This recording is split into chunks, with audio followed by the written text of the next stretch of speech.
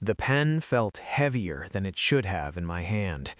I remember staring at the dissolution papers, my signature already drying on the dotted line, and feeling nothing but relief. Freedom, finally. No more pretending, no more playing house with a stranger. I actually smiled as I handed the papers back to my attorney. "Congratulations, Mr. Castellano," he said, sliding the documents into a leather folder. "You're officially a free man again." Free. The word should have felt liberating. Instead, it sat in my stomach like a stone. But I ignored that feeling, just like I'd ignored so many others over the past 12 months. This was business. This had always been business. And business, I understood. What I didn't understand was why my chest felt tight as I walked out of that conference room, or why my hands wouldn't stop shaking. I told myself it was just the adrenaline, the stress of the past year finally catching up to me, nothing more. I'm getting ahead of myself. Let me start from the beginning, from the moment that set this entire disaster in motion. My name is Alexander Castellano. Most people know me as the youngest CEO in my family's history, the man who turned Castellano Tech from a regional player into a global powerhouse. At 33, I had everything that mattered in my world, a net worth with too many zeros to count, a corner office on the 65th floor, and enough influence to make or break careers with a single phone call. What I didn't have was the one thing standing between me and my true inheritance, a wedding ring. My grandfather, Antonio Castellano, built our empire from nothing. He came to this country with $10 in his pocket and a dream in his heart. 50 years later, he controlled one of the largest tech conglomerates in the Western Hemisphere. But success hadn't softened him. If anything, it made him more stubborn, more traditional. 6 months before his 80th birthday, he called me into his study. I can still remember the way the afternoon light filtered through the windows, casting long shadows across his desk. "Alessandro," he said, using the Italian version of my name like he always did, "you're a brilliant businessman, but you're also alone. And a man alone is vulnerable, incomplete." I'd heard this lecture before. No, I don't have time for— "You have 6 months," he interrupted, his voice sharp as broken glass. "Marry within 6 months, stay married for 1 year minimum, or everything goes to your cousin Vincent." Vincent. The mention of his name made my blood boil. My cousin had spent his entire life riding on the family name, producing nothing but scandal and embarrassment. The idea of him controlling Castellano Tech was unbearable. "You can't be serious," I said. "I've never been more serious." He pulled out a legal document, already prepared. "Marry within 6 months, stay married for 1 year minimum, or the company transfers to Vincent on my 81st birthday. Those are my terms." I tried everything. Logic, emotion, even anger. None of it moved him. Antonio Castellano had made his decision, and when he decided something, heaven and earth couldn't change his mind. I left his estate that day in a fury. Marriage in 6 months? It was insane. I had quarterly earnings reports to manage, product launches to oversee, investors to appease. Romance was a luxury I couldn't afford, and love was for people who had time to waste on feelings. But as the weeks ticked by and the deadline loomed closer, I realized something. I needed a solution fast. That's when Marcus, my attorney and oldest friend, suggested something that seemed brilliant in its simplicity. "What if," he said over drinks one evening, "you approach this like any other business transaction?" I looked at him over my glass of whiskey. "What do you mean?" "A contractual arrangement. 1 year, purely professional. You get your inheritance, she gets financial compensation. Then you both walk away. Clean. Simple. No emotions involved." The idea was perfect. Cold, calculated and completely void of the messy complications that came with actual relationships. All I needed was someone willing to play the part. Where would I even find someone like that? I asked. Marcus leaned back in his chair, thinking. Someone who needs money badly enough to agree. Someone with their own problems that a large sum could solve. Someone who understands that this is business, nothing more. It took 3 weeks of quiet searching through Marcus's network of contacts before we found her. Her name was Sophia Chen, and she walked into my office on a rainy Thursday afternoon that would change everything. I remember standing by the window, watching the rain streak down the glass when my secretary announced her arrival. I turned around, expecting, I don't know what I expected. Someone polished, perhaps. Someone who looked like they belonged in my world of power suits and boardroom politics. Instead, I saw a woman in a simple navy dress, her dark hair pulled back in a practical bun, and something that looked suspiciously like charcoal smudged on her left hand. She carried herself with a quiet dignity that seemed at odds with the desperation that had brought her to my office. "Mr. Castellano," she said, extending her hand. "I'm Sophia Chen. I understand you have a proposition." Her handshake was firm, professional.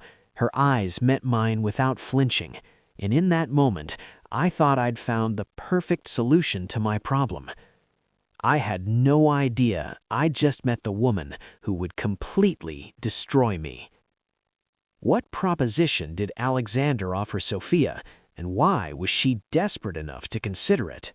I gestured for Sophia to take a seat in one of the leather chairs across from my desk. She sat with her back straight, hands folded in her lap, waiting. There was something about her composure that intrigued me.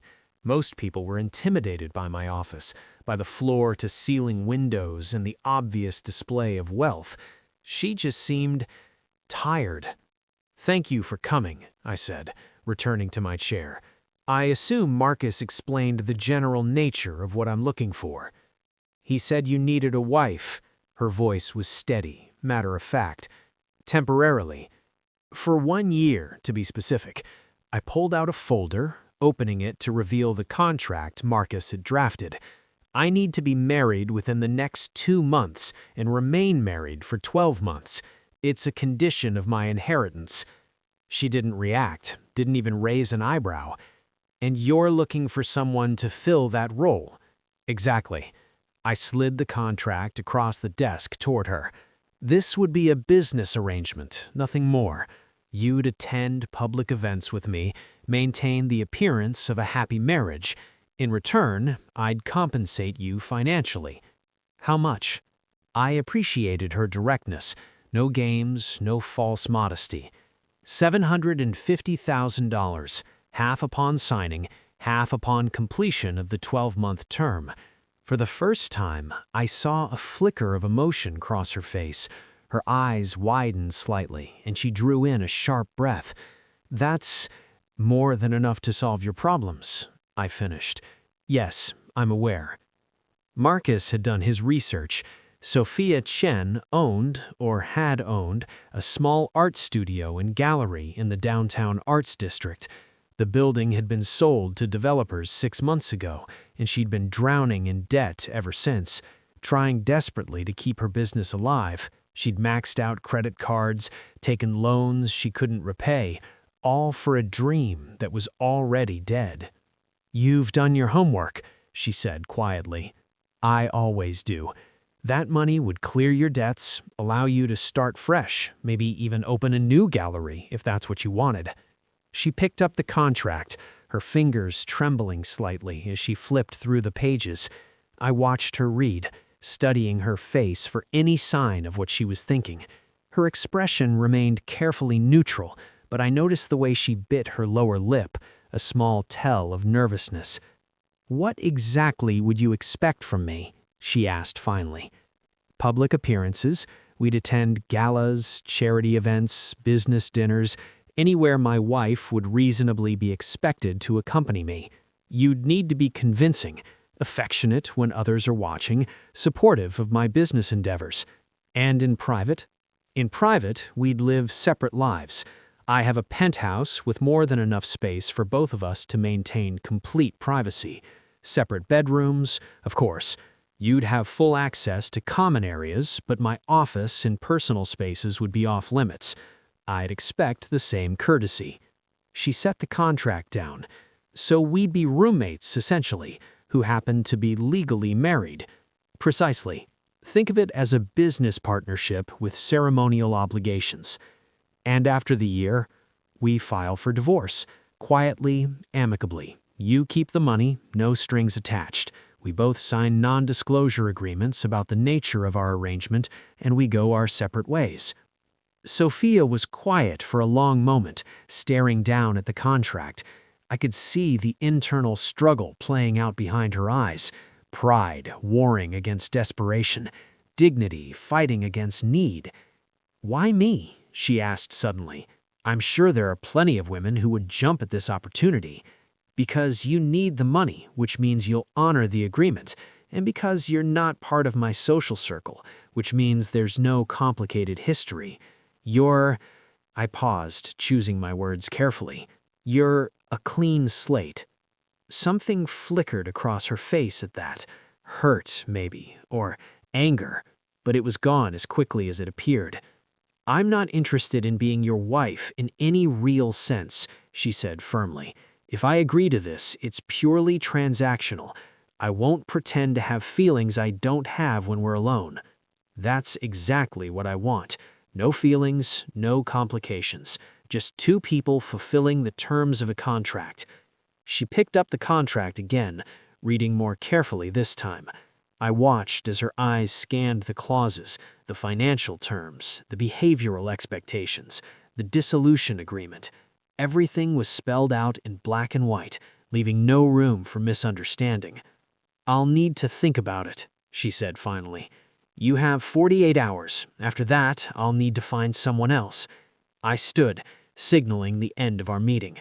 "Marcus will be your point of contact if you have questions about the contract." She stood as well, gathering her bag. But before she reached the door, she turned back to me. "Can I ask you something?" "Go ahead." "Don't you want to get married for real? Find someone you actually love?" The question caught me off guard. I wasn't used to people challenging my decisions, especially people who needed something from me. "Love is a luxury. I don't have time for luxuries. I have a company to run, an empire to protect. This arrangement solves my problem efficiently. That's all that matters." She looked at me for a long moment, and I couldn't quite read her expression. Pity? Sadness? I don't know. "I'll call Marcus with my decision," she said quietly, and then she was gone. I returned to the window, watching the rain continue to fall. The meeting had gone well, I thought. She was perfect for what I needed, practical, detached, in need of money badly enough to agree. What I didn't know then, that perfect had nothing to do with it. Did Sophia agree to Alexander's shocking proposal, and what happened when they said, "I do"? 47 hours later, my phone rang. I was in my office reviewing projections for the third quarter when Marcus's name appeared on my screen. I answered immediately. "She said yes," he told me. "Sophia Chen agreed to the terms. She'll sign tomorrow at my office, 10 a.m. I should have felt triumphant. Instead, I felt nothing. Relief, maybe. One problem solved, checked off my list. Good. Make sure everything's in order. I don't want any loose ends. Already done. I'll have the first payment ready to transfer to her account as soon as she signs. The next morning, I arrived at Marcus's office to find Sophia already there, sitting in the conference room with the contract spread out before her. She looked different than she had 2 days ago, more composed, perhaps, or maybe just resigned to her decision. "Mr. Castellano," she said as I entered, her tone formal. "Alexander, please. We're about to be married. We should at least use first names." A ghost of a smile crossed her lips. "Alexander, then." We sat across from each other on the polished conference table, Marcus between us with his notary stamp ready. The morning light streaming through the windows felt too bright, too cheerful for what we were about to do. "Before we sign," Sophia said, her voice steady, "I want to add one clause." I raised an eyebrow. "The contract is already comprehensive." "I know, but I need something in writing." She pulled out a handwritten note. "I want it stipulated that you won't interfere with my personal life. If I choose to continue my art, to see friends, to maintain my independence, you won't object." That was always the understanding. "I need it in writing." I looked at Marcus, who shrugged. "It's reasonable. I can draft an addendum." "Fine." I turned back to Sophia. "Anything else?" She hesitated, then shook her head. "No, that's all." Marcus spent 10 minutes drafting the additional clause, then printed 2 copies. We read through them, initialed the change, and then it was done. All that was left were the signatures. I signed first, my handwriting bold and decisive across the page. Then Sophia picked up the pen. Her hand hovered over the signature line for just a moment, one final hesitation before she committed. Then she signed, Sophia Chen, in elegant script that somehow seemed too beautiful for such a cold transaction. "Congratulations," Marcus said, though his tone suggested he wasn't sure if congratulations were appropriate. "Now for the easy part, the actual wedding." Sophia and I exchanged a glance. The actual wedding. Right. We scheduled it for the following week, giving us just enough time to obtain the license and meet the legal requirements. No engagement, no fanfare, no pretense of romance. Just a date on a calendar when 2 strangers would stand before an official and legally bind themselves together. The morning of the wedding arrived, cold and gray. I met Sophia at the city courthouse at 9 a.m., both of us dressed like we were attending a business meeting rather than a wedding. I wore a charcoal suit, she wore a simple cream-colored dress. No flowers, no photographers, no family waiting to witness our union. Just Marcus and his secretary pulled in at the last minute to serve as witnesses. The ceremony took less than 10 minutes. The officiant, a tired-looking woman who'd probably performed a dozen weddings already that morning, recited the standard vows in a monotone voice. "Do you, Alexander Castellano, take this woman?" "I do," I said. "Do you, Sophia Chen, take this man?" "I do," she echoed. Her voice was steady, but I noticed her hands were shaking. She clutched a small bouquet Marcus had thoughtfully bought from the flower shop on the corner, white roses that she kept crushing without seeming to notice. "By the power vested in me by the state, I now pronounce you husband and wife." The officiant looked up at us with weary eyes. "You may kiss the bride." We both froze. We'd discussed this moment in practical terms, how we'd handle public affection, how we'd appear convincing to others, but somehow we'd never explicitly talked about the kiss at the actual ceremony. For a long, awkward moment, we just stood there staring at each other. Then Sophia extended her hand. I looked down at it, confused, before understanding dawned. She was offering a handshake instead of a kiss, a business handshake to seal our business arrangement. I took her hand. It was cold, trembling slightly in mine. "Congratulations," I said quietly. "Congratulations," she replied. The officiant gave us an odd look, but said nothing. We signed the marriage certificate, Marcus and his secretary signed as witnesses, and just like that, Sophia Chen became Sophia Castellano. We left the courthouse together, Marcus walking ahead to give us a moment of privacy, though privacy from what I wasn't sure. We were 2 actors who had just finished a scene. "I'll have my things moved to the penthouse this afternoon," Sophia said as we reached the street, "if that works for you." "That's fine. I'll let the building staff know to expect you. The master suite is mine. I've prepared a guest suite for you. It has its own bathroom and sitting area. You should have everything you need." "Thank you." We stood there on the courthouse steps, newlyweds with nothing to say to each other. The gray sky threatened rain, and pedestrians hurried past us, too busy with their own lives to notice the couple that had just gotten married without even a kiss. "I should go," Sophia said finally. "I have some things to take care of before the move." "Of course." She turned to leave, then paused. "Alexander?" "Yes?" "What do we tell people? About how we met, if they ask?" "I hadn't thought about that." "Tell them we met through mutual friends. Keep it vague. People believe what they want to believe." She nodded slowly, then walked away without another word. I watched her disappear into the crowd, my wife of 10 minutes, and wondered what I'd just done. Marcus appeared at my elbow. "Well," he said, "that was romantic." "It wasn't supposed to be romantic. It was supposed to be efficient."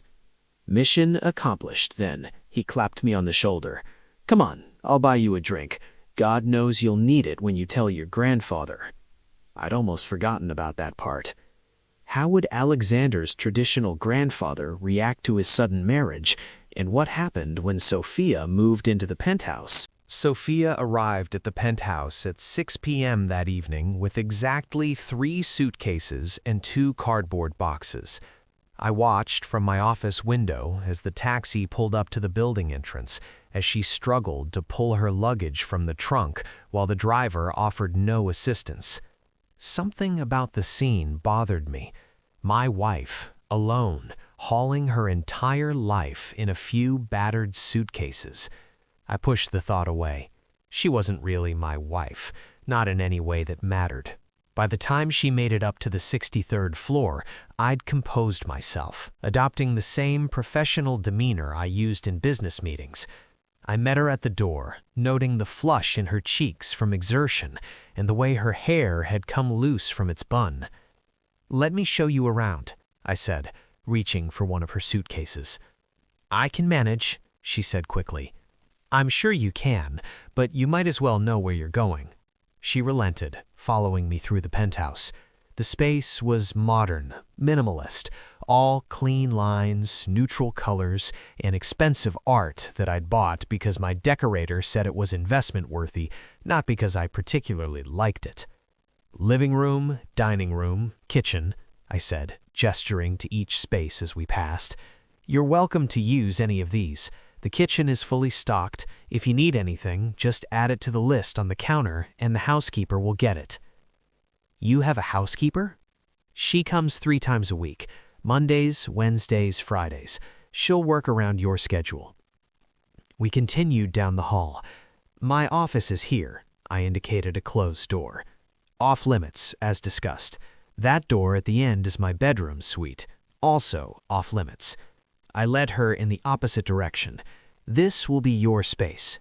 I opened the door to the guest suite, though calling it a guest suite felt inadequate. It was nearly 1,000 square feet, with a bedroom, sitting area, and spacious bathroom. "It's beautiful," Sophia said softly, setting down her bags. She walked to the floor-to-ceiling windows, looking out at the city lights beginning to twinkle in the dusk. "I've never seen this city from this high up before." "You get used to it." She turned back to me, and for a moment we just stood there, 2 strangers suddenly sharing a home. "I should let you unpack," I said, moving toward the door. "If you need anything." "Alexander?" She stopped me before I could leave. "What are the rules?" "Rules?" "For living here, besides staying out of your office and bedroom. Can I have people over? Can I paint? What about noise?" I hadn't thought about any of that. In my mind, she'd simply exist quietly in her wing of the penthouse, invisible except when needed for public appearances. "Use your common sense," I said finally. "This is your home for the next year. Just be respectful." She nodded, seeming satisfied with that answer, and I left her to settle in. I returned to my office, determined to focus on work, but found myself distracted by the sounds drifting through the penthouse, the soft thud of drawers opening and closing, water running, footsteps moving between rooms, evidence that I was no longer alone. Around 9 p.m., hunger drove me out of my office toward the kitchen. I found Sophia there, standing at the counter with a container of leftover Chinese food, eating directly from the box with chopsticks. "Sorry," she said immediately, looking guilty. "I didn't know you'd be... I can leave." "It's your kitchen too," I reminded her. "I just came to get some water." I poured myself a glass, hyper-aware of her presence just a few feet away. The penthouse suddenly felt smaller than its 4,000 square feet. "Are you settling in okay?" I asked, more of obligation than genuine curiosity. "Yes, thank you. The room's lovely." She set down her chopsticks. "This is strange, isn't it?" "What is?" "This. Us. Being married but acting like roommates who've never met." "That's exactly what we are." "I know, it's just..." She shook her head. "Never mind." But I found myself curious. Just what? When I was a little girl, I used to imagine getting married. I had this whole fantasy, the dress, the flowers, the man who'd look at me like he was his whole world. She laughed, but there was no humor in it. "We both knew what this was when we signed the contract." "I know, I'm not complaining, just observing." An uncomfortable silence settled between us. I should have taken my water and returned to my office. Instead, I lingered. "Did you tell your family?" I asked. "I don't have family, not really. My parents died when I was 19, car accident. I have an aunt in Seattle, but we're not close." She picked up her chopsticks again, playing with them absently. "What about you? Did you tell your grandfather?" I winced. "Tomorrow. I'm telling him tomorrow." "Is he going to be angry?" "He's going to be... something." I set down my glass. "He wanted me to get married, so technically I'm fulfilling his requirement, but he also wanted me to find someone to build a life with. This isn't quite what he had in mind." "And when we divorce?" "We'll cross that bridge in a year." Sophia nodded slowly, then started gathering her things. "I should let you have the kitchen. Good night, Alexander." "Good night, Sophia." She padded back toward her room, leaving me alone in the kitchen.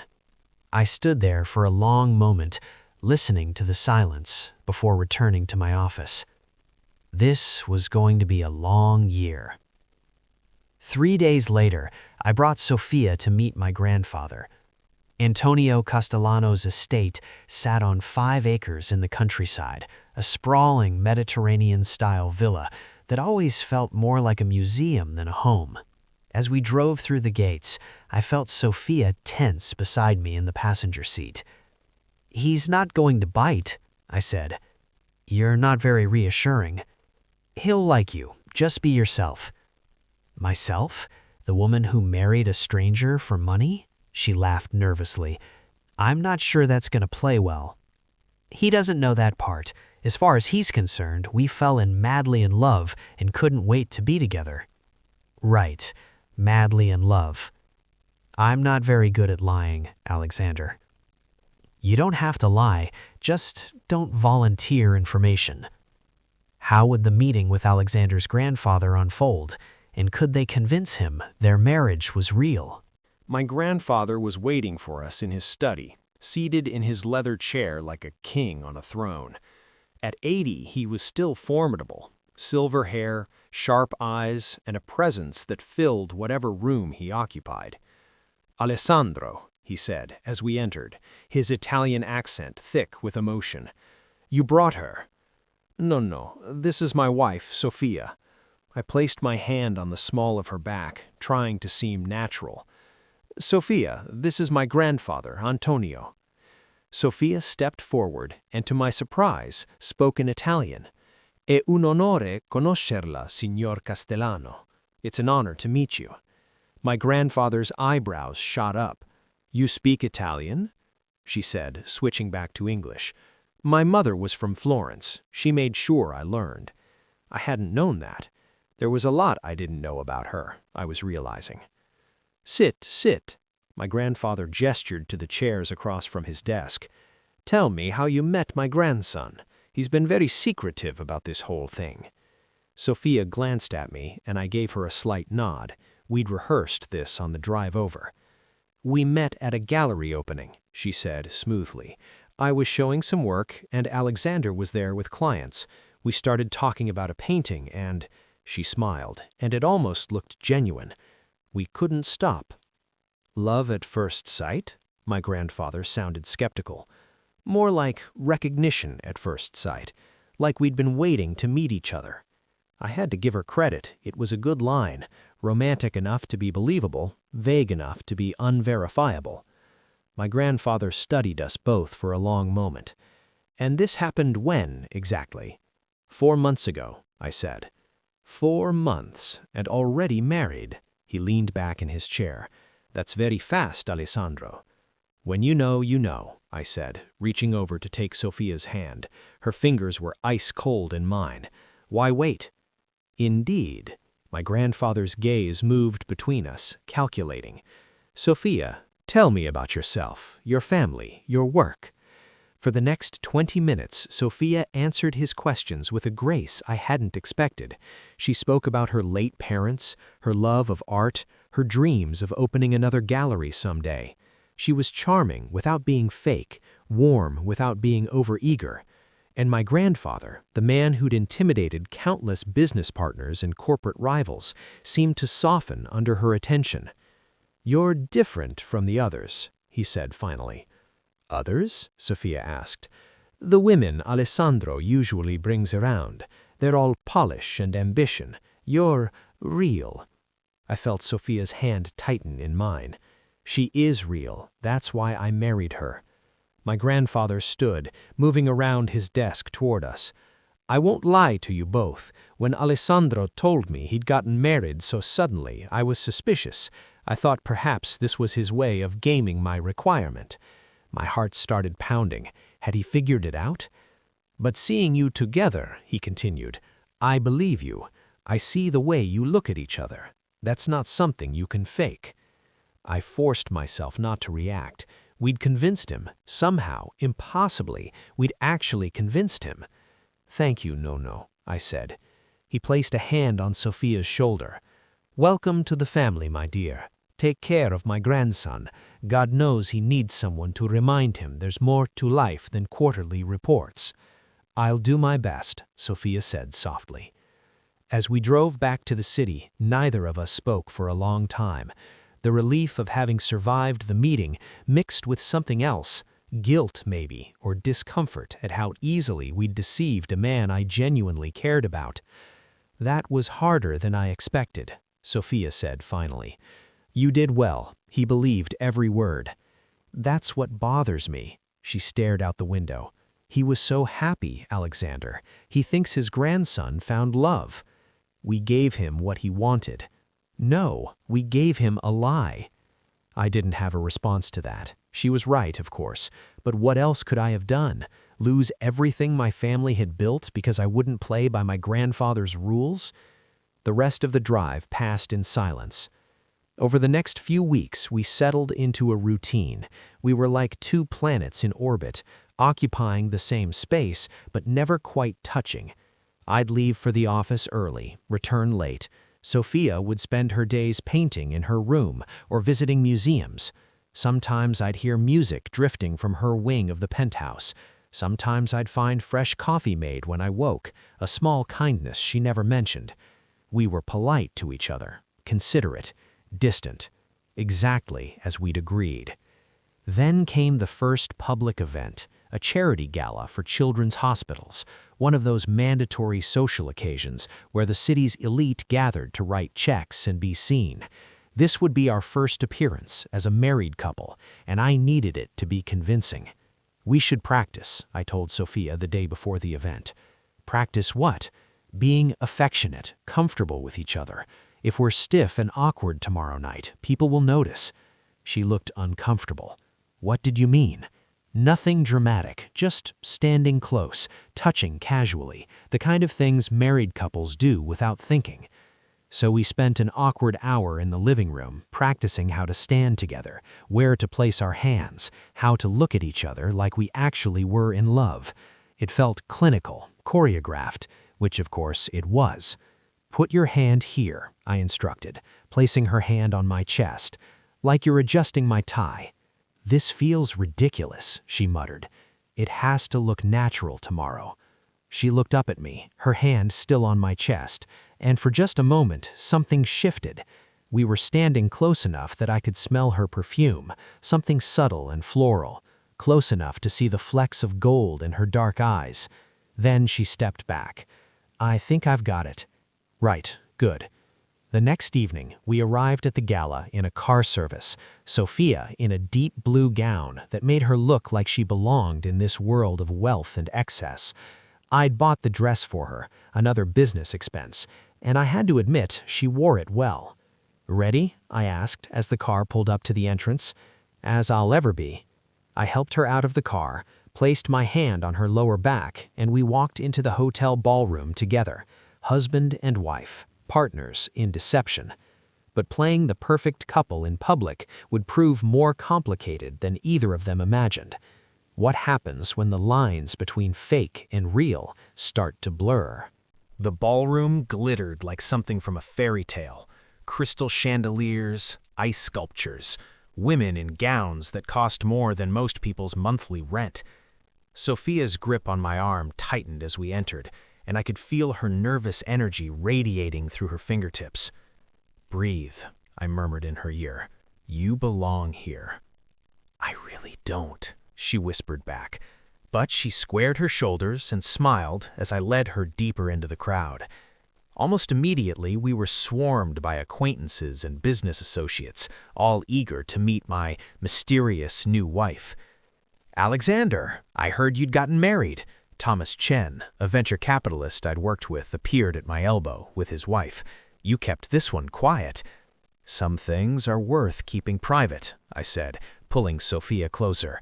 "Thomas, Diane, this is my wife, Sophia." "It's lovely to meet you," Sophia said, and I had to admire how effortlessly she slipped into the role. She was gracious, charming, asking Diane about her work with the hospital foundation with what seemed like genuine interest. We moved through the room like that, me introducing her, her winning people over with her warmth and authenticity. It wasn't an act, I realized. She actually cared about what these people were saying. She listened when they talked about their children, their charitable causes, their lives beyond the money. I'd spent years at these events perfecting the art of looking interested while thinking about business. Sophia actually was interested. "You're good at this," I told her when we finally had a moment alone. "What?" "This, being the perfect society wife." Something flickered across her face, maybe hurt. "I'm just being myself." "Right, of course. Why did that come out wrong?" Before I could say more, my grandfather appeared with his longtime friend, Judge Morrison. "Alessandro, Sophia, come, dance. Show everyone what a beautiful couple you make." Sophia's eyes widened slightly, but she recovered quickly. "We'd love to." I led her onto the dance floor, placing one hand on her waist, taking her hand in mine. The orchestra was playing something slow and classical, and we began to move together. "I should have warned you we'd have to dance," I said. "It's fine. I took ballroom lessons in college." "Of course you did."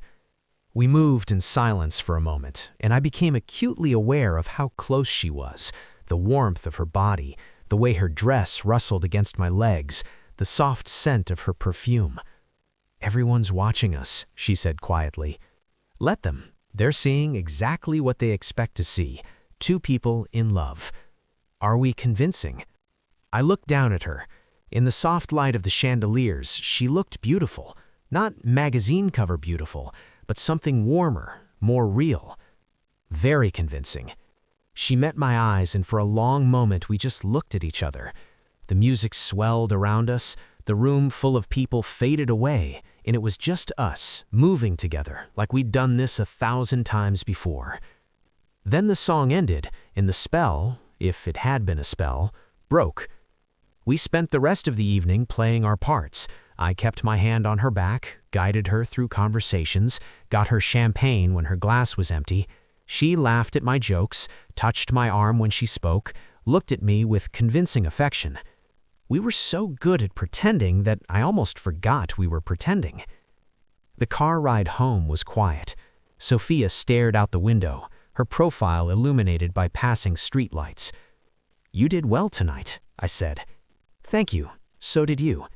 We make a good team." She turned to look at me then, and I couldn't quite read her expression. "Yes, I suppose we do." Back at the penthouse, we said polite goodnights and retreated to our separate corners. I loosened my tie, poured myself a drink, and stood by the window of my office looking out at the city. It had been a successful evening. We'd convinced everyone we were the real thing. My grandfather had beamed with pride, business associates had congratulated me on my good fortune, and Sophia had been everything I needed her to be. So why did I feel unsettled? I pushed the thought away and focused on my emails, but found myself distracted. Finally, around midnight, I gave up on work and decided to get some water. The penthouse was dark except for a light coming from the kitchen. I found Sophia there, still in her gown, standing at the counter with a cup of tea. "Couldn't sleep?" I asked. She jumped, nearly spilling her tea. "God, you scared me. I thought you'd be asleep by now."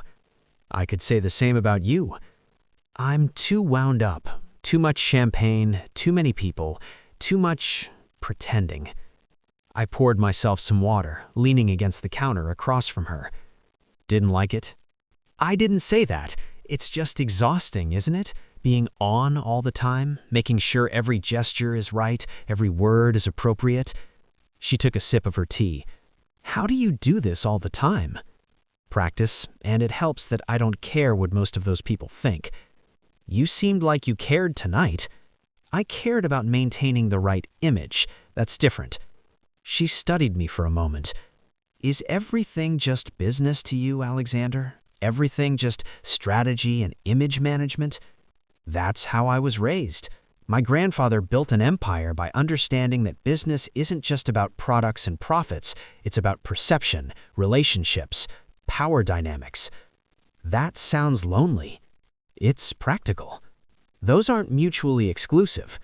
I didn't have a response to that. We stood there in the dim kitchen, the silence stretching between us, two people who were married but didn't really know each other at all. "I should get some sleep," Sophia said finally. "Thank you for tonight, for making me feel like I belonged there, even though we both know I don't. You belonged there more than half the people in the room."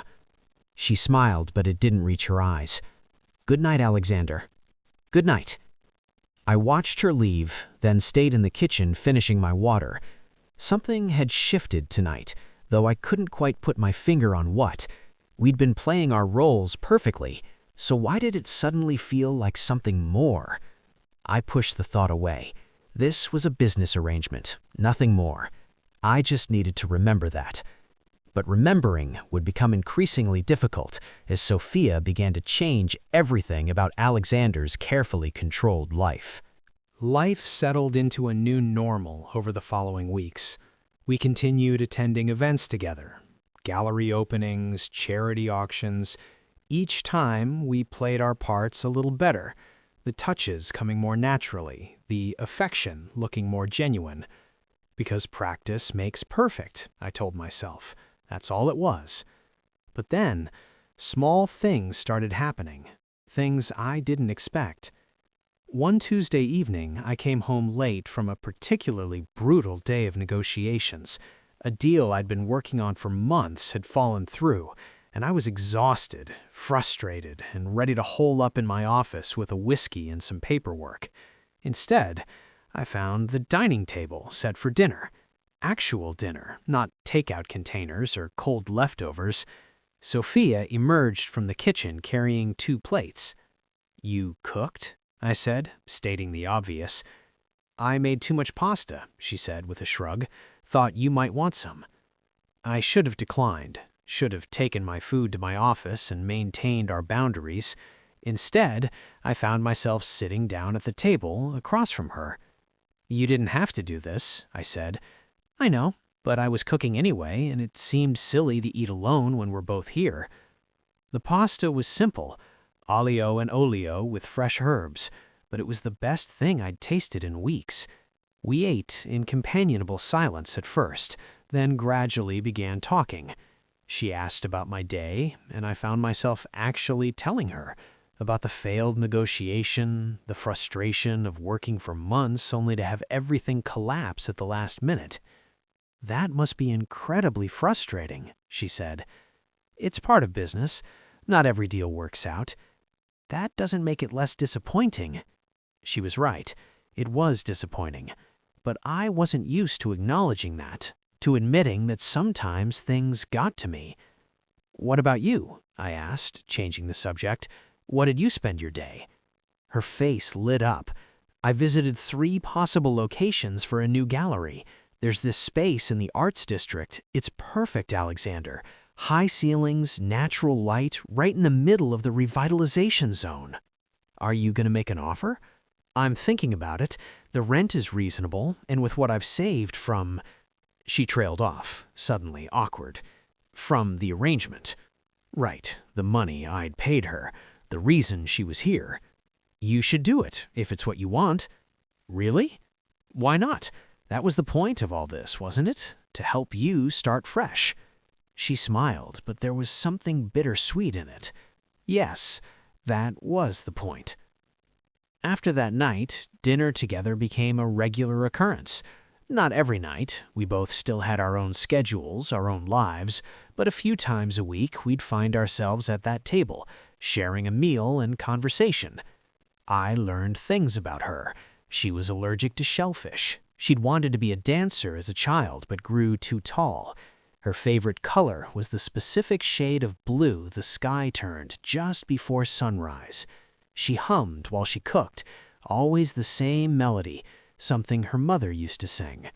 And she learned things about me, that I'd wanted to be an architect before my dad died and I had to take over the family business, that I'd never been to Europe despite having business interests there, that I couldn't stand the taste of cilantro, that I worked long hours not just because I loved the business, but because I didn't know what else to do with myself. One morning, I woke up to find art supplies spread across the kitchen counter, expensive ones, professional grade.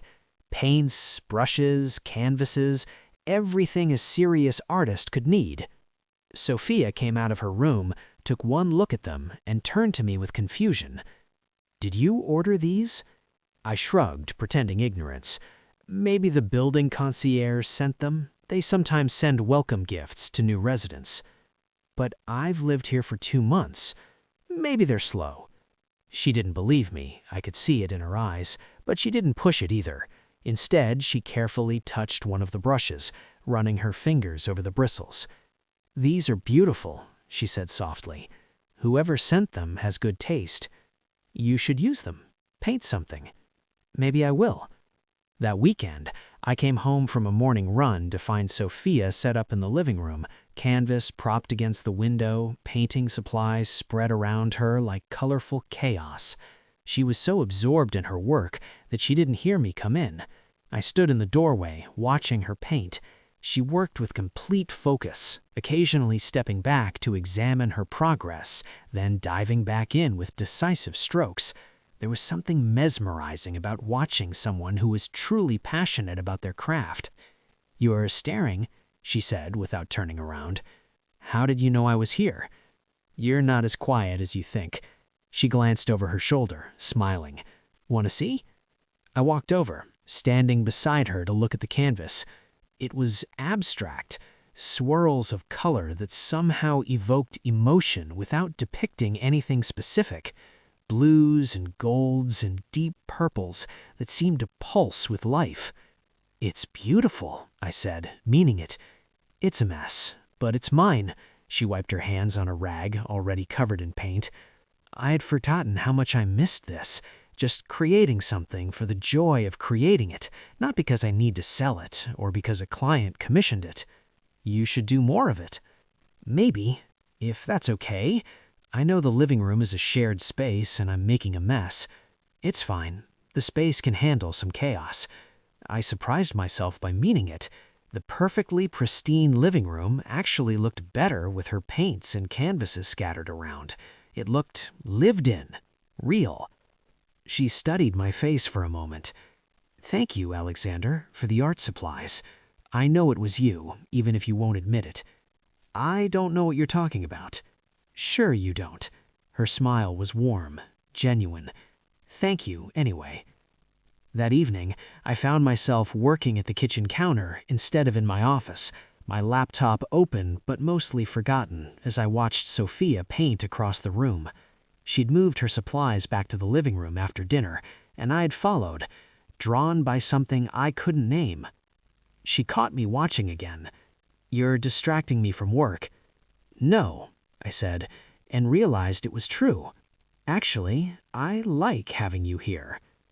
The words hung in the air between us, more honest than I intended. Sophia's expression softened, and she set down her brush. "I like being here too," she said quietly. We looked at each other across the living room, and something passed between us. Understanding, maybe? Or the first hint of something deeper. Then my phone buzzed with an urgent email, breaking the moment, and we both returned to our respective tasks. But something had changed. The walls we had carefully constructed between us had developed cracks. As Alexander and Sophia grew closer, new complications threatened to destroy their carefully maintained arrangement. My grandfather's health had been declining steadily over the past month. What started as fatigue and some missed meals had progressed into something more serious. The doctors diagnosed heart failure, and suddenly the man who'd seemed invincible was spending more time in hospital beds than in his study.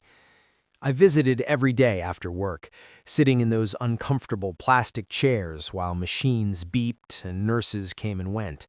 It was strange seeing him so diminished. Antonio Castellano, the man who'd built an empire, now struggling to eat his hospital dinner. "You don't have to come every day," he'd tell me, his voice weaker than I'd ever heard it. "Where else would I be?" "With your wife. Enjoy this time while you're young, Alessandro. Don't make my mistakes." I never knew quite what to say to that, so I'd change the subject, update him on the business, tell him about the deal I was working on or the investor meeting I just had. Anything to keep him talking, keep him engaged with life. One Thursday evening, I came back to the hospital after a dinner meeting to find Sophia already there. She was sitting in my usual chair, talking quietly with my grandfather, making him laugh with some story about a disastrous art installation. "What are you doing here?" I asked, surprised. "I called earlier to check on you, and the receptionist at your office said you were at the hospital. I thought she might want company." My grandfather beamed at her. "See, Alessandro? This is what I meant. Your wife knows what you need before you do." After he fell asleep, Sophia and I sat together in the hallway, drinking terrible coffee from the vending machine. "You didn't have to come," I said. "I wanted to. Is that okay?" Yeah, it's okay." She came back the next evening, and the next. She'd bring real coffee, the good kind, from the cafe down the street from the hospital, and sometimes pastries or sandwiches when she noticed I'd skipped lunch. She'd sit with me while my grandfather slept, not saying much, just being there. One night, after the doctors delivered particularly grim news about his prognosis, I felt myself starting to crack. I stood abruptly, mumbling something about needing air, and walked quickly toward the exit. Sophia followed. She found me in the stairwell, trying to hold it together and failing miserably. I'd spent my whole life being strong, being in control, never showing weakness, but watching my grandfather fade was breaking something inside me. "I can't fix this," I said, my voice rough.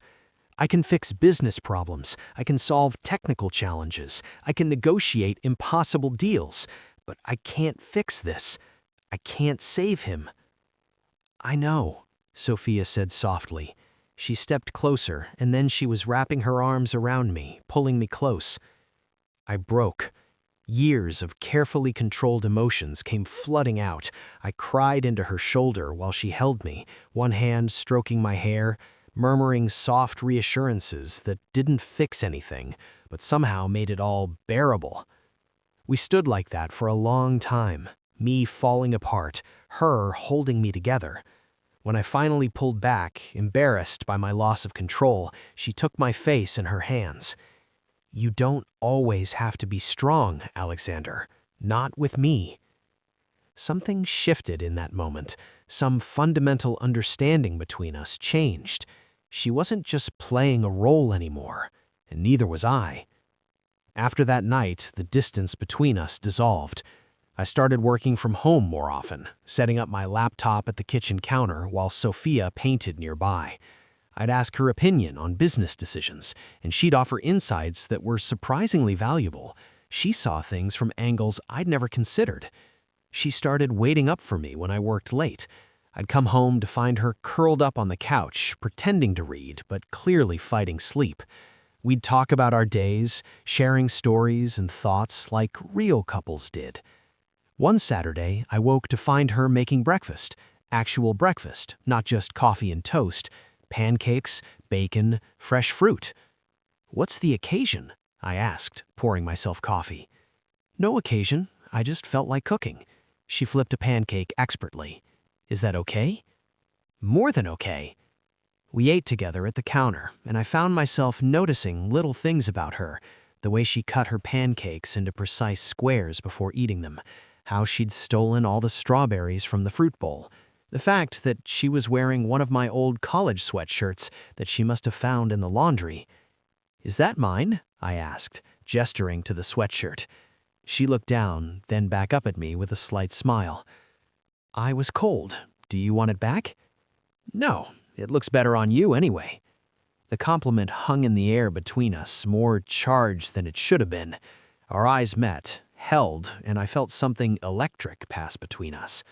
My phone rang, shattering the moment. It was Marcus calling about a contract that needed my immediate attention. I took the call in my office, and when I emerged an hour later, Sophia had already cleaned up and retreated to her room. But things continued to shift. Small moments of connection accumulated. A brush of hands when we both reached for the same coffee mug, her falling asleep on the couch during a movie, her head gradually dropping to my shoulder, me teaching her the basics of chess one rainy afternoon, both of us laughing when she beat me on her third try.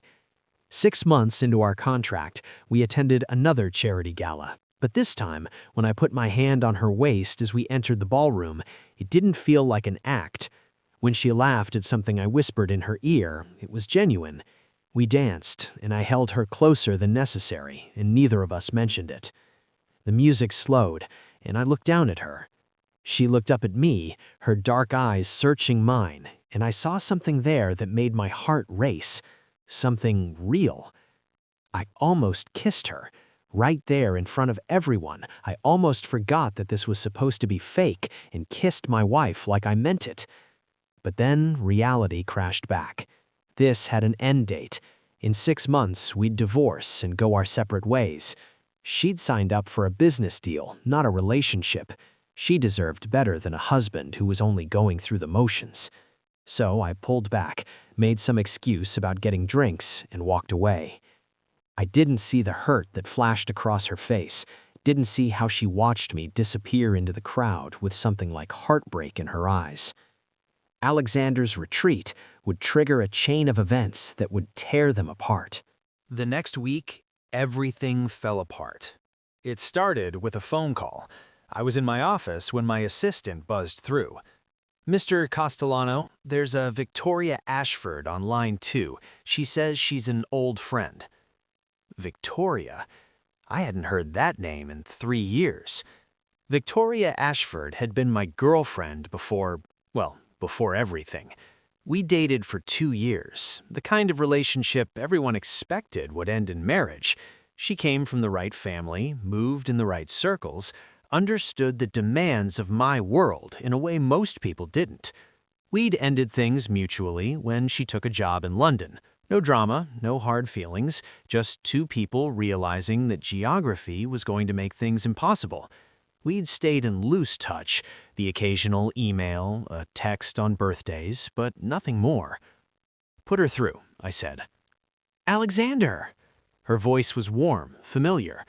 "I'm back in the city, just for a week, but I thought we should catch up. Are you free for lunch?" I should have said no, should have made some excuse about meetings or deadlines. But Victoria was an old friend, and I saw no harm in a casual lunch. "Sure, tomorrow work for you?" "Perfect, the usual place." The usual place was Marcello's, an upscale Italian restaurant where we'd had our first date years ago.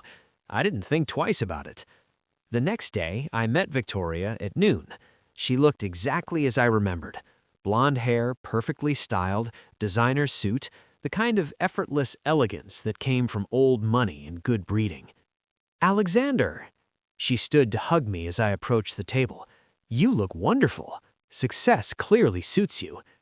We ordered wine, caught up on her time in London, discussed mutual friends and business connections. It was easy, comfortable, two old friends reminiscing about shared history. "You heard you got married," she said as our entrees arrived.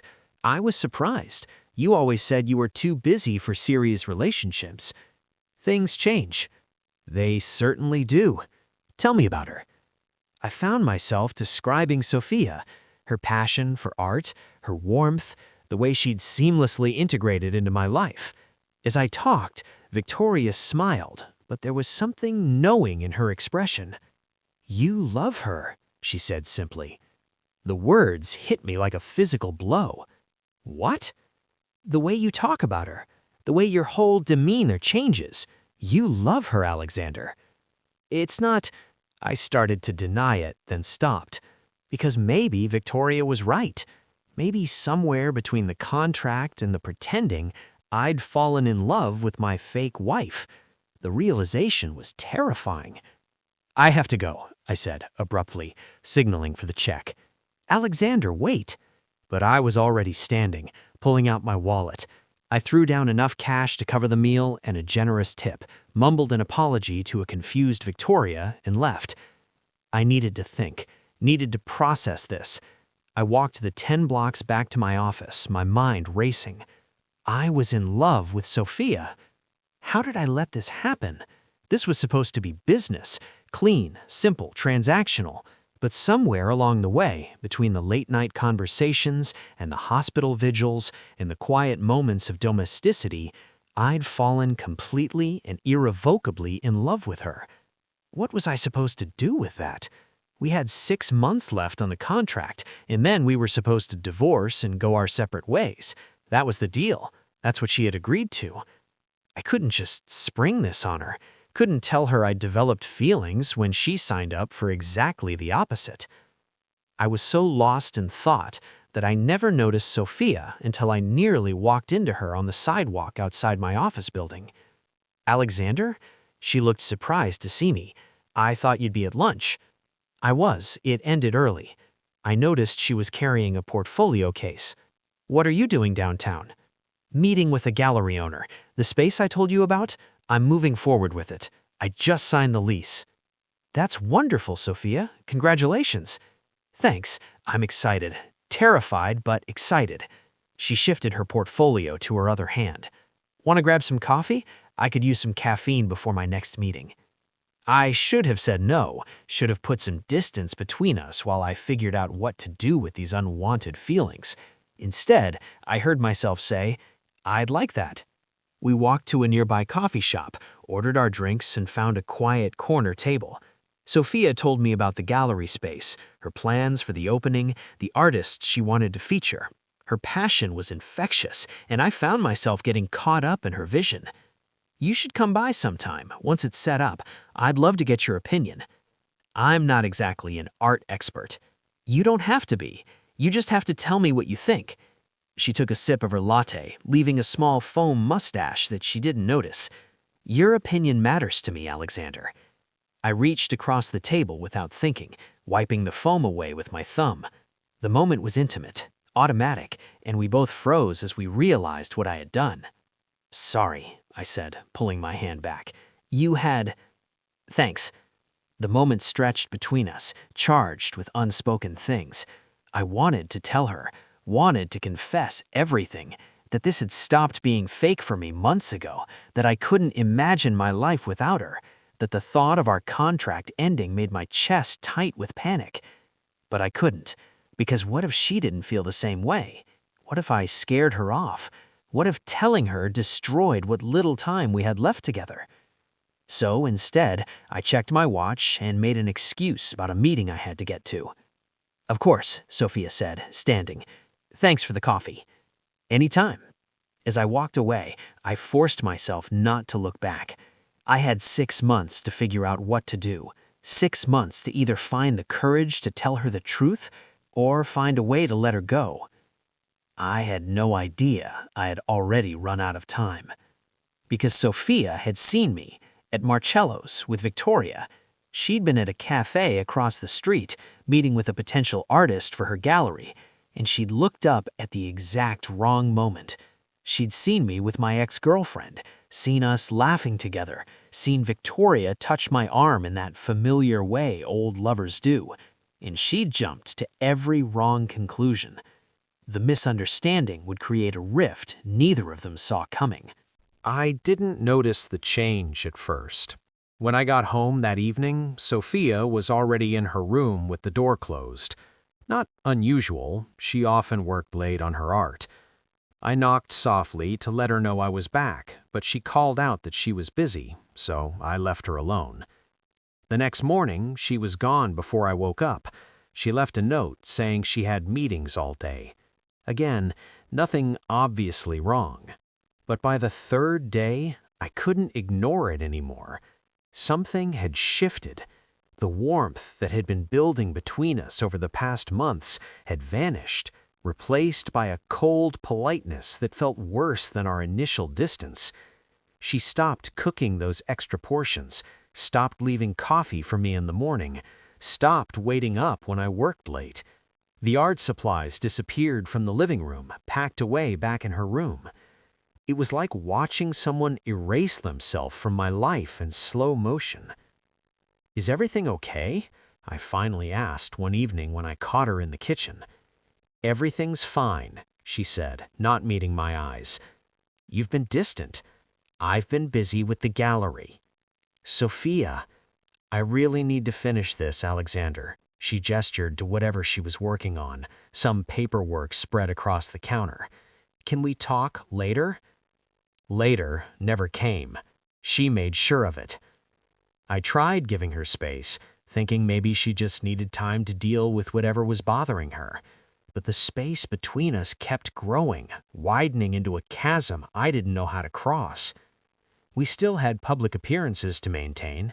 We attended a business dinner that week, and Sophia played her part perfectly. She smiled, laughed, held my hand across the table. But the moment we got home, the mask dropped, and she retreated to her room without a word. "What did I do?" I finally demanded one night, standing outside her closed door. "Just tell me what's wrong." Silence. Then finally, her voice, muffled through the door. "Nothing's wrong. We have 6 months left on the contract, and then we're done. Maybe we should start acting like it." Her words felt like a knife to the chest. "That's what you want? To just run out the clock? That's what we agreed to, isn't it?" I stood there, hand raised to knock again, but I couldn't bring myself to do it. If she wanted distance, fine. We always knew this was temporary. I'd just forgotten that for a while. Pride kept me from pushing harder. If she was that eager to leave, I wasn't going to beg her to stay. The weeks that followed were torture. We moved through the penthouse like ghosts, avoiding each other, speaking only when necessary. The home we'd built together, the morning coffees, the shared meals, the comfortable silences, all of it disappeared. My grandfather noticed during one of my hospital visits. "What's wrong with you and Sophia?" he asked bluntly. "Nothing's wrong. Don't lie to an old man. You two were so happy last month. Now you look miserable. It's just stress, the business, your health. Alessandro. He reached for my hand with his frail fingers. Don't make my mistakes.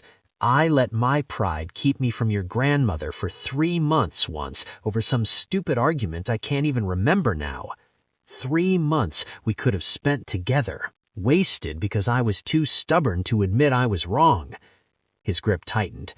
Whatever's broken between you, fix it. Life's too short for pride. But I didn't know how to fix something when I didn't understand what had broken. I threw myself into work, spending longer hours at the office, taking on more projects, anything to avoid coming home to the empty silence. When I did come home, I'd hear Sophia moving around in her room sometimes, and I'd stand outside her door with my hand raised to knock, but I never did. My assistant commented on my mood. You seem distracted lately, Mr. Castellano. I'm fine, if you say so, but you've been staring at that same spreadsheet for 20 minutes without actually reading it. She was right. I couldn't focus, couldn't think about anything except the growing distance between me and Sophia and the fact that our contract was rapidly approaching its end. 8 months gone, 4 left, then 3, then 2. With 2 weeks remaining, Sophia sent me an email. Not a text, not a conversation. An email. Formal, distant, like I was a business associate rather than her wife. Alexander, I've started looking for apartments. I wanted to give you advance notice so you can plan accordingly. I'll be out by the end of the contract term. Let me know if you need me for any final public appearances. Sophia. I stared at that email for an hour. She was already planning her exit, already moving on. Part of me wanted to march to her room and demand to know what had gone so wrong. The other part, the part that had been taught since childhood that showing emotion was weakness, told me to let her go with dignity. Pride won. I replied with equal formality. Sophia, understood. There's one final charity event in 10 days that requires our attendance. After that, you're free to leave whenever you'd like. Alexander. 10 days later, we attended our last appearance as a married couple. We stood side by side, smiling for photos, playing our parts one final time. Sophia wore a red dress that made her look devastating. Every time I looked at her, I felt something break inside me. On the drive home, we sat in silence. The city lights flashed past the car windows, and I kept thinking I should say something, anything, but what was there to say? Back at the penthouse, we stood in the entrance hall, neither of us knowing quite how to end the evening. That's it then, she said quietly. The last appearance. Contract fulfilled. Yes. She looked at me, and I saw something in her eyes. Sadness, maybe, or regret? It's strange, isn't it? A year ago, we were strangers. In 2 days, we'll be strangers again. Sophia. Good night, Alexander. She walked away, and I let her go. Again.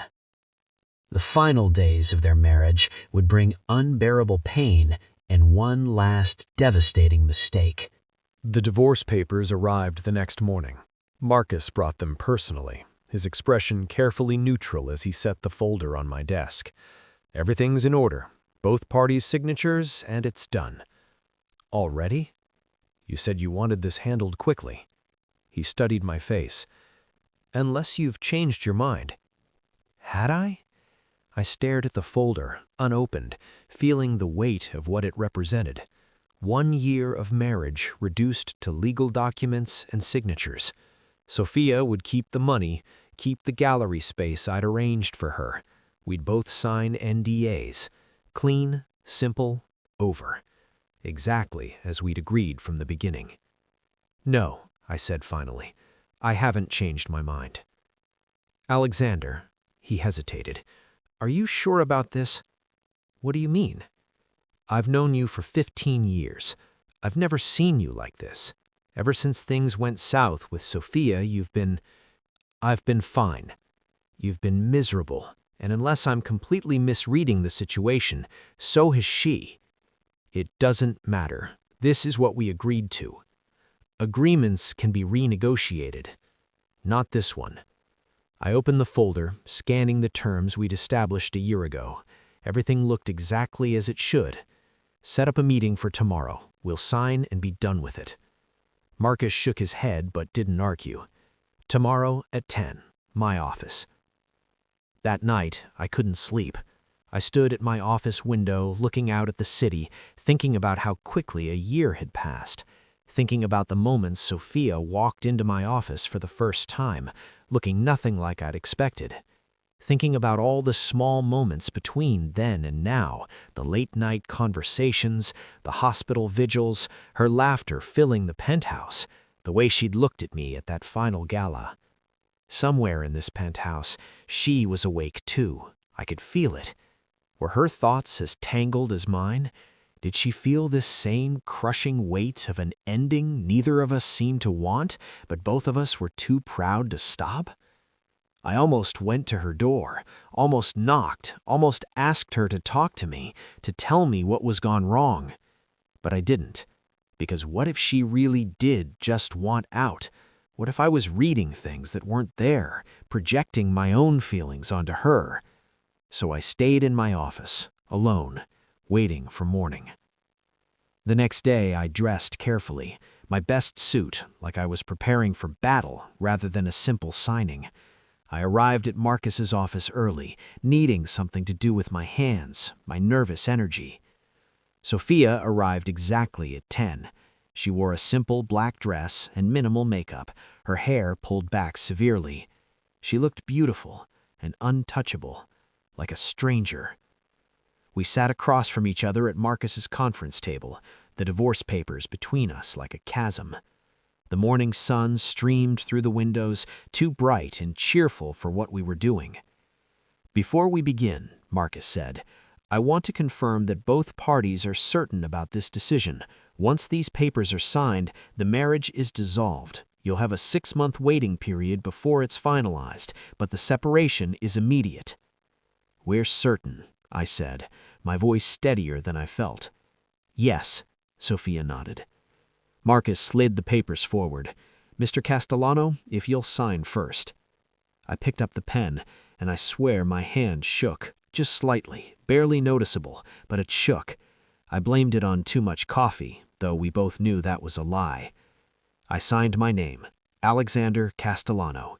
Quick, decisive, done. Then it was Sophia's turn. She reached for the pen, and I noticed her eyes were red-rimmed like she'd been crying, but her hand was steady as she signed. Sophia Chen.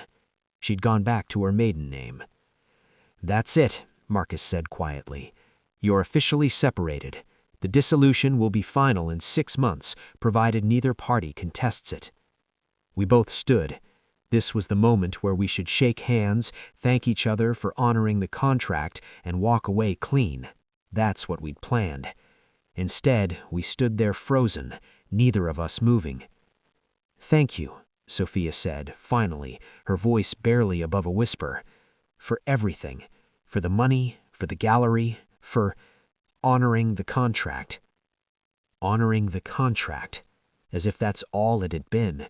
As if the last year had just been a business transaction with no meaning, no weight, no heart behind it. "You're welcome," I managed to say. She held out her hand for a final handshake. Professional, distant. I took it, and her hand was cold in mine, trembling despite her composure. "Goodbye, Alexander." "Goodbye, Sophia." She pulled her hand away, picked up her copy of the papers, and walked out. No looking back, no hesitation. Just gone. I stood there in Marcus's conference room, staring at the empty doorway, feeling like I'd just made the biggest mistake of my life. But it was too late. The papers were signed. The marriage was over. "You're an idiot," Marcus said. "Excuse me?" "You're in love with her. She's clearly in love with you, and you just let her walk away because you're both too proud to admit it." She wanted to leave. You saw how distant she's been. Did you ever ask her why? Did you actually talk to her about what was wrong? I hadn't. I assumed, gotten defensive, let pride keep me from pushing for answers. It's too late now. It's not too late until she actually leaves. Alexander. Go home, Alexander. Talk to her. Don't let this end without at least trying to save it. But when I got back to the penthouse 2 hours later, after sitting in a bar trying to work up the courage Marcus insisted I needed, I found Sophia's room empty. Her suitcases gone, her belongings cleared out, all evidence of her presence erased. She'd left a single envelope on the kitchen counter with my name on it. Inside, a short note. Alexander, I couldn't watch you pack. I've taken everything that's mine. The rest is yours, as it always was. Thank you for giving me a fresh start. I hope you find what you're looking for. S. That was it. No explanation, no closure, just a polite goodbye from a woman who'd been my wife for a year, and now was gone. I stood there in the silent penthouse, holding that note, and felt the full weight of what I'd lost crash over me. She was gone, and I had no one to blame but myself. But Sophia's departure was only the beginning of Alexander's suffering. The real torture was yet to come. The penthouse felt wrong without her. I'd lived alone before, preferred it even. I'd always valued my space, my solitude, the ability to come and go without considering another person. But now the silence felt oppressive. Everywhere I looked, I saw ghosts of her. The kitchen where we'd shared so many meals, the living room where she'd painted while I pretended to work, the couch where she'd fallen asleep watching movies, her head gradually dropping onto my shoulder. I tried to work, threw myself into the business with the same intensity that had built my empire, but I couldn't focus. Numbers blurred on spreadsheets. Meetings dragged on endlessly. Nothing seemed to matter anymore. "You're distracted," my CFO commented during a quarterly review. "Are you feeling all right?" "I'm fine," I lied. But I wasn't fine. I was unraveling, and I didn't know how to stop it. My grandfather passed away 3 weeks after Sophia left. I was at the hospital when it happened, holding his frail hand while machines beeped their final rhythms. He'd been drifting in and out of consciousness for days, and the doctors had said it was just a matter of time. "Alessandro," he whispered, his voice barely audible. "I'm here, Nono. Sophia, where is she?" My chest tightened. "She couldn't make it today." Don't lie to an old man. His eyes focused at me with surprising clarity. "She's gone, isn't she? You let her go?" I couldn't answer, couldn't speak past the lump in my throat. "You're a fool," he said, but his voice was gentle, sad. "Just like I was, just like your father. We Castellano men are experts at building empires and terrible at building lives. No, promise me something." His grip on my hand tightened with the last of his strength. "Don't wait until you're dying to realize what matters. Don't waste the years I wasted." "I promise." He smiled then, closed his eyes, and slipped away. Peacefully, the doctor said, surrounded by love. But I'd never felt more alone. The funeral was massive, hundreds of people paying respects to a man who'd built an empire and influenced countless lives, business partners, employees, family members I barely knew. Everyone had stories about Antonio Castellano's brilliance, his vision, his legacy. I delivered the eulogy, saying all the right things about his contributions to the business world, his dedication to family, his generous spirit. Everyone said it was a beautiful tribute. I barely remembered speaking it. After it was over, after everyone had offered their condolences and gone home, I stood alone in his study, surrounded by decades of his life.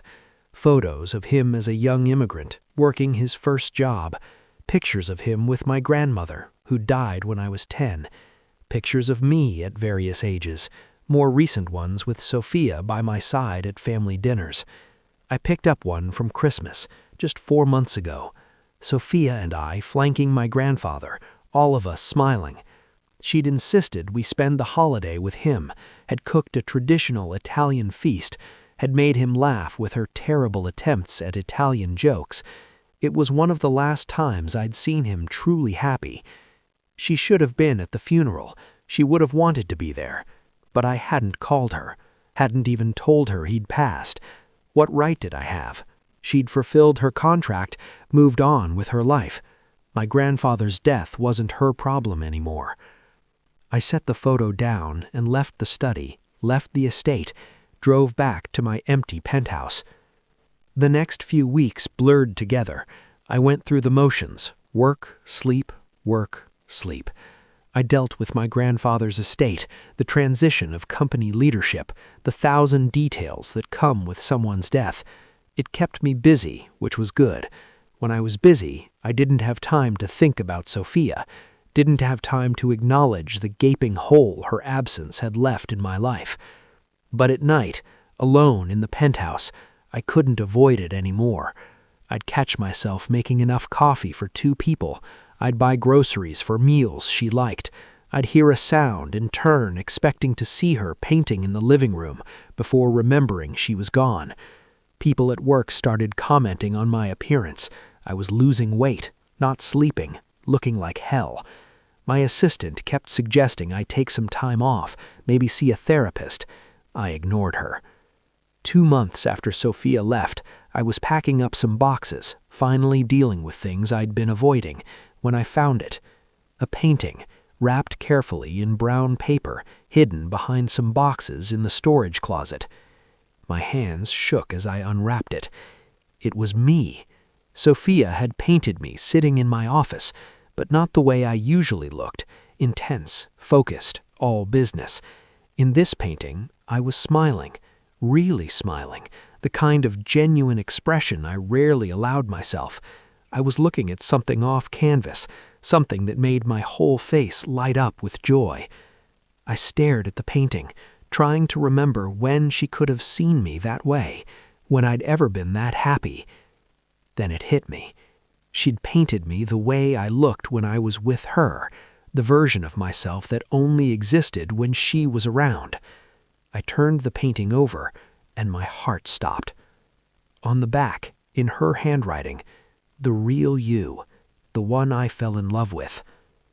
The one I fell in love with. I read those words over and over, trying to process them. She'd loved me. Sophia had loved me. Not the billionaire, not the fake husband playing his part, but me, the real me. And I'd let her walk away without ever knowing I loved her too. My hands were shaking so badly I almost dropped the painting.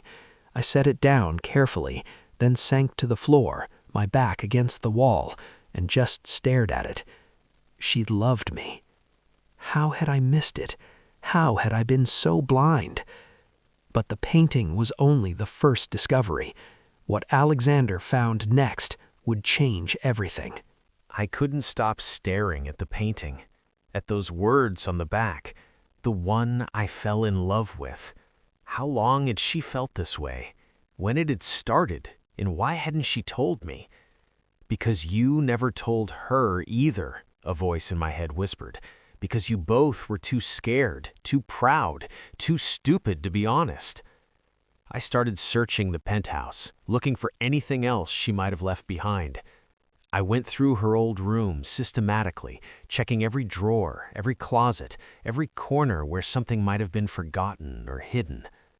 In the back of her bedside table, I found a small stack of note cards held together with a rubber band. They were in her handwriting, dated over different months. March 15th. He stayed up with me until 3 a.m. just talking about dreams, about fear, about his father. I've never seen him so open. I'm starting to forget this is supposed to be temporary. April 8th. He bought me art supplies. He thinks I don't know it was him, but I do.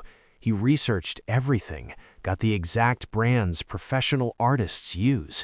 Why does he pretend he doesn't care? May 20th. Hospital again. He broke down tonight. I held him and wished I could take away his pain. I'm in so deep. This is going to destroy me when it ends. June 30th. We almost kissed at the gala. I saw it in his eyes. He felt it too. Then he pulled away. Maybe he doesn't want this to be real. Maybe I'm alone in feeling this way. I read through them all, these fragments of her private thoughts, and felt something crack open in my chest. She'd been falling in love with me the same time I was falling for her. We'd been circling each other for months, both afraid to break the rules we'd established, both convinced the other didn't feel the same way. In the closet, I found more, a journal she'd kept sporadically, pages filled with sketches of me reading at the kitchen counter, me staring out the window of my office, me asleep on the couch after a long day. She'd been documenting us, capturing moments I'd never known she noticed. And interspersed with the drawings, more words. I knew from the beginning this was a bad idea. You can't spend a year with someone, share your life with them, and not develop feelings. But I thought I could handle it. I thought I could keep my heart safe. I was wrong. I'm so in love with him it hurts, and he has no idea. How could he? I agreed to a business arrangement. I have no right to want more. I found gift receipts, things she'd bought for me but never had the courage to give. A first edition of a book I'd mentioned wanting once, a watch with an inscription she'd had engraved on the back. To the man who taught me that love finds you when you least expect it. She'd never given me the watch. It sat in its box, unworn, a gift too revealing to share. In the kitchen, tucked behind some cookbooks, I found recipe cards in her mother's handwriting. On the back of one, Sophia had written a note to herself. Made the carbonara tonight. A made a joke about my Italian being better than his. He laughed, really laughed. I could listen to that sound forever. I'm going to miss it so much when this ends. Every new discovery was another knife to the heart, evidence of feelings she'd never expressed, love she'd never confessed, moments that mattered to her as much as they mattered to me. Then I found the letter. It was in an envelope, addressed but never sent. The postmark date was 3 months old, right around the time everything had started falling apart between us. My hands shook as I opened it. Alexander, I'm writing this, even though I'll probably never send it, but I need to get these words out, if only on paper. I saw you today, at Marcello's, with Victoria. I know who she is, your ex-girlfriend, the woman everyone expected you to marry. I saw the way she touched your arm, the way you smiled at her, that easy familiarity that comes from shared history. And I realized something. I've been fooling myself. This whole time I've been pretending that what we have might be real, that maybe you felt something for me beyond the terms of our contract. But seeing you with her, someone from your world, someone who fits into your life in ways I never could, it woke me up. I'm not from your world, Alexander. I never will be. I'm the girl you hired to play a part, and when the contract ends, I'll go back to being nobody, while you'll go back to your real life. I fell in love with you. I know I wasn't supposed to. I know it breaks the rules we established, but I did it anyway, and now I'm paying the price. I can't keep doing this, pretending to be your wife in public while my heart breaks in private. I can't watch you be affectionate with me because the contract requires it, knowing it means nothing to you. So I'm pulling back. I'm protecting what's left of my heart. We have 6 months remaining. I'll fulfill the contract, attend the necessary events, play my part, but after that, I'm gone. I have to be. I hope you find what you're looking for. I hope Victoria or someone like her makes you happy. You deserve that. You also deserve to know the truth. Being your wife, even fake, has been the best year of my life. I'll never regret it, even though it's breaking me. I love you. I'll probably always love you, but I'll never tell you that to your face. Forever yours, even though I have no right to be. Sophia. I read the letter 3 times, 4, 5 times. Each time the weight of my mistakes grew heavier. She'd seen me with Victoria and thought I was rekindling something with my ex. She thought I didn't care about her, that she was just an employee playing a role. She'd been protecting herself from hurt, pulling back before I could reject her. And I'd let her. I'd let my own hurt feelings keep me from fighting for her. All this time, we'd both been in love and both been afraid to say it. Armed with the truth, Alexander faced an impossible choice: let her go or fight for a second chance. What he decided would determine everything. I spent that entire night on the floor of her old room, surrounded by the evidence of her love. The paintings, the notes, the journal entries, the unsent letter. Proof that I'd had everything I wanted and been too blind to see it. By the time the sun rose, I'd made my decision. I had to find her, had to tell her the truth, that somewhere between the contract and the pretending, I'd fallen completely in love with her, that every day without her felt wrong, that I didn't want the empire or the money or any of it if she wasn't there to share it with. I didn't know if she'd forgive me, didn't know if I was too late, if she'd already moved on, if the hurt I'd caused was too deep to overcome. But I had to try, had to fight for us the way I should have fought months ago, because my grandfather was right. Life was too short for pride, too short to let the best thing that ever happened to you walk away without a fight. The first thing I did was call Marcus. "I need to find her," I said when he answered, probably waking him at 6 a.m. "Sophia, I need to know where she is." "Alexander, it's 6 in the morning. I don't care. I need to find her. Can you help me or not?" A long pause. Then, what changed? I looked around at the scattered evidence of her feelings. I found things she left behind, letters. She was in love with me, Marcus, the whole time, and I was too stupid to see it. I could have told you that. Anyone with eyes could have told you that. Can you help me find her or not? I have her address from the contract paperwork, but Alexander, what? What are you going to say to her? Have you thought about that? You can't just show up and expect her to fall into your arms. He was right. I needed a plan, needed to figure out how to make her understand that I'd been just as lost, just as scared, just as in love. "I'll figure it out," I said.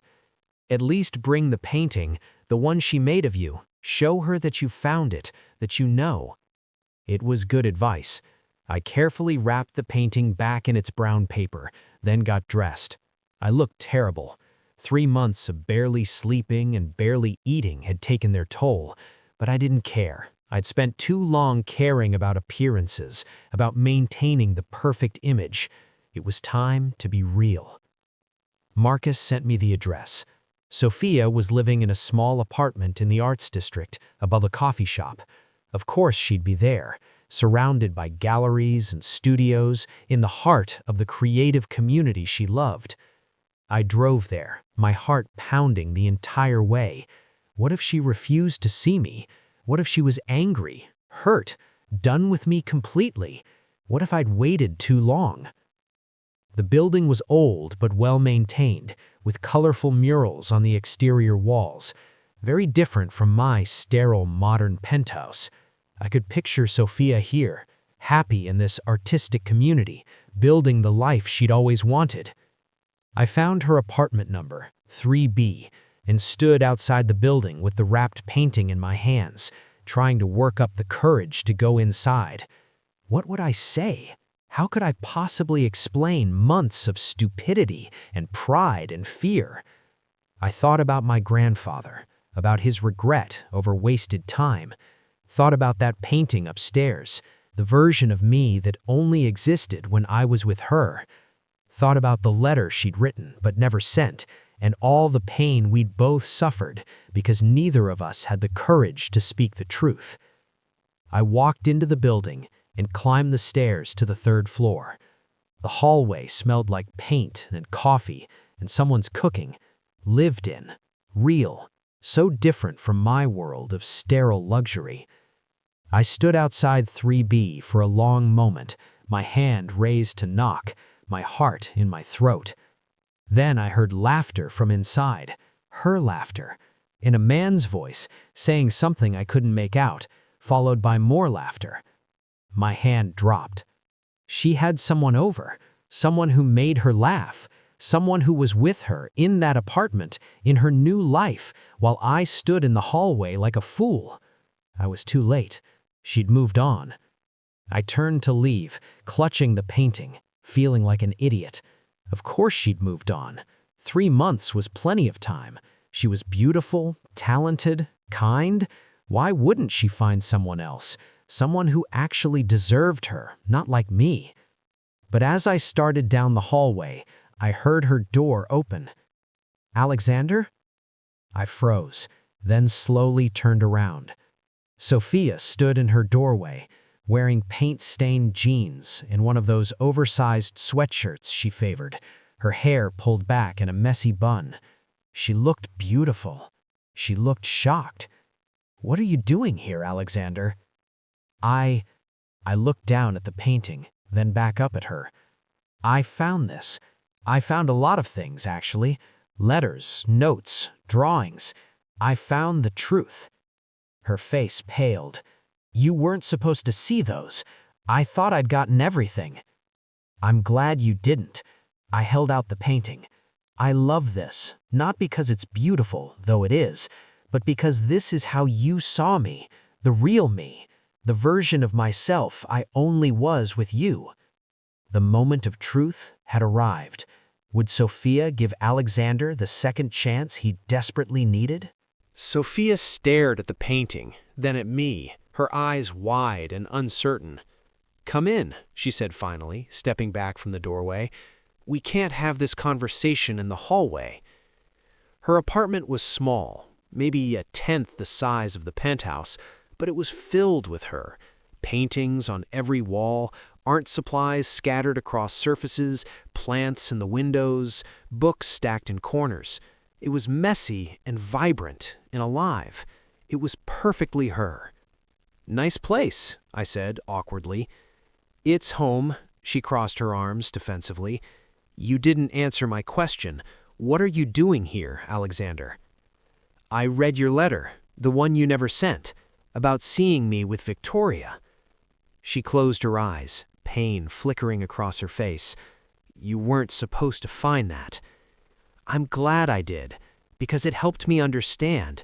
You thought I was getting back together with Victoria. You thought I didn't care about you." "Weren't you? She's from your world, Alexander. She fits into your life in ways I never could." "Victoria is married, Alexander, happily married to a banker in London. She was in town visiting family, and we had lunch as old friends catching up. That's all it was. There was nothing romantic about it, nothing that should have made you think otherwise." Sophia's eyes snapped open. "She's married?" "For 2 years. She was telling me about her husband, about their life in London. I wasn't pursuing her, Sophia. I was just having lunch with an old friend."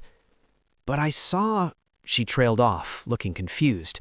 "The way she touched your arm, the way you were smiling. The way friends touch each other, the way people smile when they're having a pleasant conversation." I set the painting down carefully on her couch. "But you know what? Even if I had been getting back together with Victoria, you should have talked to me about it. You should have asked me what was going on instead of assuming the worst and pulling away." "I was protecting myself," she said, her voice small. "From what?" "From you, from getting hurt worse than I already was." She wrapped around herself. I knew from the beginning this was temporary. I knew we'd go our separate ways, but somewhere along the line I forgot that. I fell in love with you, Alexander, and every day, every moment of pretending in public and being distant in private, it was killing me. You think it wasn't killing me, too? I stepped closer to her. I fell in love with you, Sophia, somewhere between the hospital visits and the late-night conversations and watching you paint. I fell completely in love with you, and I didn't know what to do about it. She shook her head. You never said anything. You never gave any indication. Neither did you. We were both so busy protecting ourselves that we never actually talked to each other. And then I saw you pulling away, and I was too proud to ask why, too scared of the answer. Tears were streaming down her face now. Do you know how many times I almost told you? How many times I stood outside your office door trying to work up the courage to say something? I stood outside your door too, every night for those last 2 weeks. I'd raise my hand and knock, and then I'd convince myself you didn't want to hear from me. We stood there, staring at each other, both of us crying now, both of us realizing how much time we had wasted on fear and pride. I'm sorry, I said. I'm sorry I didn't fight for you. I'm sorry I signed those papers and let you walk away. I'm sorry I was too scared to tell you the truth when it mattered. I'm sorry too, she whispered. I'm sorry I gave up on us before giving you a chance to explain. I'm sorry I assumed the worst instead of trusting what we had. The divorce isn't final yet. We still have 3 months before it's legally done. We could stop it. We could tear up those papers and start over. Start over? She looked uncertain, hopeful, terrified. Not with a contract, not with rules about separate bedrooms and public affection, just us, 2 people who fell in love the messy, complicated, real way. I reached for her hands. I love you, Sophia. I love the way you hum while you cook. I love how you see the world through an artist's eyes. I love that you held me when I broke down at the hospital. I love that you make me laugh, that you challenge me, that you make me want to be better than I am. Alexander, I know I don't deserve a second chance. I know I hurt you, and I let you down, and I was an idiot, but I'm asking anyway, because you're the best thing that ever happened to me, and I don't want to spend the rest of my life regretting that I let you go. She was sobbing now, but smiling through the tears. I love you too. I never stopped. Even when I was angry, even when I was hurt, I loved you. So give me another chance, I pleaded. Give us another chance. No contracts, no pretending, just real, messy, complicated love. She threw her arms around me, and I caught her, holding her tight against me. We stood there like that for a long time, both of us crying, both of us laughing, both of us finally being honest. Yes, she whispered against my shoulder. Yes, we can start over. I pulled back just enough to cup her face in my hands. I'm gonna do this right this time. I'm gonna court you properly. Dates, flowers, romantic gestures, everything I should have done the first time. I don't need grand gestures. I just need you, the real you. She touched my face gently, the one I fell in love with. And finally, I kissed her. Not for show, not because anyone was watching, but because I loved her and I wanted her to know it.